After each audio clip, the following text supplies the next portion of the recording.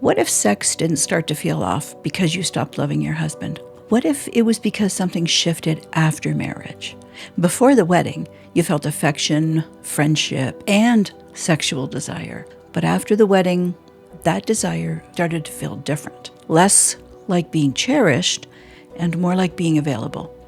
And if you're a Christian wife, that shift can be especially confusing. For decades, there's been a distortion that's been taught like it's the gold standard for being a godly wife. This distortion has let male entitlement hide behind the words biblical headship. And what that really means is that the view a husband now has of his wife isn't a woman or a friend anymore. Instead, he sees her as someone who needs to be adaptable so that she fits into the role that he wants her to play for him. She's called a wife in name, but she's mainly valued for sexual availability. She ends up being more of a temple slave instead of a joint heir in life. This distortion replaces intimacy with the religious duty of sex. Christian teaching on marriage would never use terms like concubine or temple slave. But when sex gets elevated above intimacy or replaces it, those are the results that get lived out. If we haven't met yet, I'm Lillian, and this is Shrewd Wife Life. On this channel, we look at the difference between what we've been taught about marriage and what God actually says in His Word. My goal is to help wives use that clarity so that they can tell the difference between a man who's dysfunctional and a man who is actually a dangerous predator, but pretending he's wounded and dysfunctional. Hello, beautiful sister, and welcome back. The first thing I want to do is express my gratitude to all of you for sticking with me. We are just coming off tax season, and that means I've been working full-time. Well, actually over full-time for the last 4 months. This is when I lean into using my clips from previously created content. I just don't have the time or the energy to create new videos after I've worked a 9 or a 10-hour shift for 6 days a week. So I really appreciate you sticking with this channel until I can bring you some new content, which I'm so pleased is what I'm able to do today. We're going to talk about this subject in 2 parts. In part 1, I want to expose how male entitlement could be hijacking your body through a particular brand of marriage teaching that can turn even the strongest woman into a concubine or temple slave. In the second video, we'll talk about the design. We're going to go back to Genesis, but we're going to do it through Ephesians 5 and 1 Peter 3 so that we can recover God's real purpose for the one flesh design. It's not a wedding ceremony that magically makes sex holy. It's the one flesh relationship that does it. Let's get started with a question. When you think about sex in your marriage, where would you put it on a scale from 0 to 5? 0 being we don't talk about it at all because it feels too hard or awkward or unsolvable. And 5 being we're always in conflict about it and it never gets resolved. I just want you to notice where your gut lands on that scale. And as you sit with that number, ask yourself, what's the part of our sexual relationship I'm most afraid to say out loud? I used to think every marriage has conflict, right? And the conflict that I experience is just how it happens in our marriage. I honestly thought that if I loved God, loved my husband, and did what I was taught, was a nice, good wife, and submitted and respected and prayed harder and longer and more, that everything would eventually work itself out. I mean, isn't that the promise of every single marriage teaching book, concept, or conference? Did you believe that same story?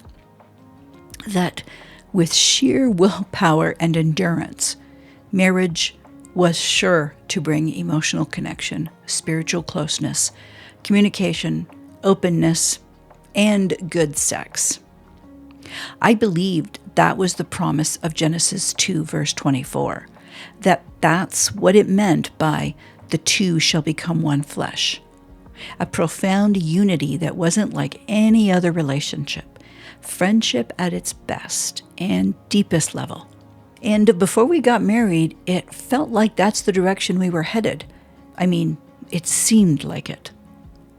I don't mean that marriage was going to happen perfectly or that it was going to be some kind of euphoric, happily ever after. Well, maybe a little bit of that, but mostly I believed that if our goals were the same, if we were honest and authentic with each other and worked on communication, that marriage would be a project that we would learn to work on together over the course of a lifetime. But for me, and I'm finding out a lot of other wives in so-called Christian marriages, something shifted after the wedding day. We can't always say when it happened, but what we can definitely say is what happened. Somewhere in that time span, sex became something different. There was now an air of expectation that seemed to come out of nowhere. Now, it felt like a function of my responsibility, like a requirement, like cooking supper or doing the laundry, something like that. It seems odd to me that sex would become intertwined into a functional duty like keeping the home, right? How does a yummy dessert not just lose all its sweetness, but become dry and tasteless? The same dessert. How does that happen? I think it looks the same, but the ingredients have changed. Being pursued, being emotionally seen and known and loved, all the cleaving from Genesis, that real friendship that was happening before the wedding, that you thought would continue, well, not even just continue, but that it would get deeper because of marriage. It didn't. Instead, it started to disappear. And I know for me, it was somewhere around 5 years that I started to ask, is this what God means by a one-flesh relationship? Is this really what marriage is supposed to be like? Is this what I am now? My contention is simple. If a man wants to get married for the main reason of having sex on demand, like he believes that the marriage is going to turn his wife's body into a sexual offering that's perpetual, there's one condition that makes that reason morally honest. He would have had to have been clear with his bride about that from the beginning, and she would have had to have consented to it. That's what Paul tells us in Ephesians 4, verse 25. He says that we're to put away falsehood and speak truth to one another. But if the man you're married to wasn't transparent about what marriage means to him, if he neglected that conversation about sex or lied about it, and now he's trying to condition you through a power imbalance or religiosity, that's what I'm talking about here. When the outcome of marriage elevates sex into masculine entitlement, it can only lead to one of two outcomes for a wife. She's now a concubine or a temple slave. How does that happen?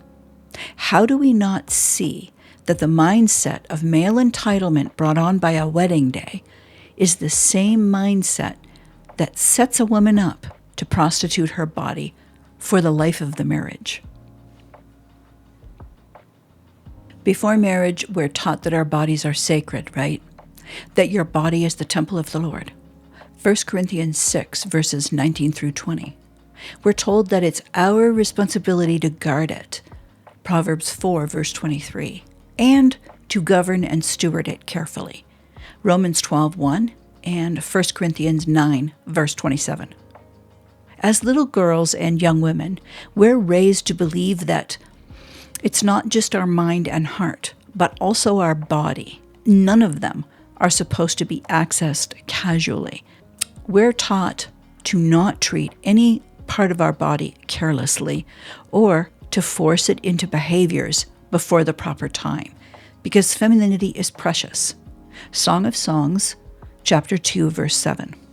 But then, once we get married, we're led to believe it all changes, and that same mind, heart, and body that we were guarding with vigilance now gets flipped into one giant obligation. All the stewardship that you took responsibility for suddenly disappears. You're told that your discernment should sit quietly in the back seat of marriage and be ignored, that it's okay to be unguarded and unprotected and voiceless about what's happening. What you're led to believe is that you're supposed to let that vulnerability happen, regardless of the condition of the marriage.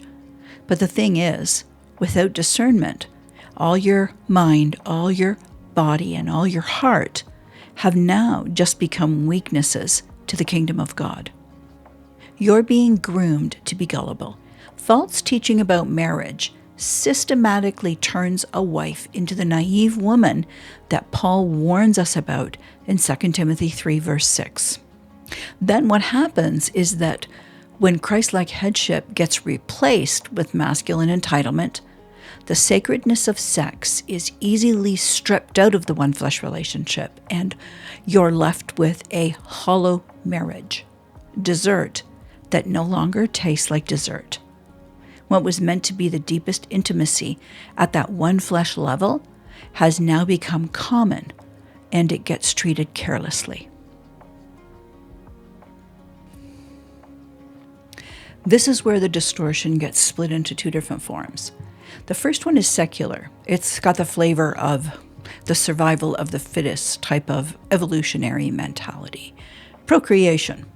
There's nothing really about love or relationship or the quality of masculinity that's been brought into the marriage. It just assumes the masculine desire is stronger and bigger and faster, so that's what becomes central, and why it sees itself as entitled to be served. That's the concubine mindset. Now with the second form, that's the religious one.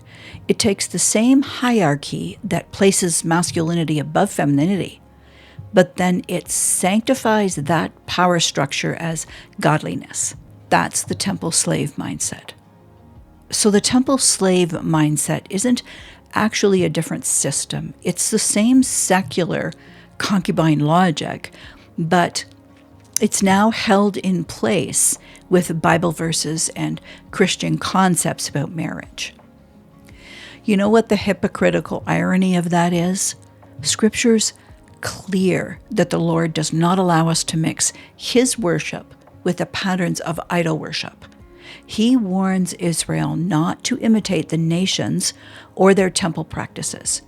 Deuteronomy 12, verses 30 through 31, Deuteronomy 23, verses 17 through 18, and Leviticus 18, verse 3.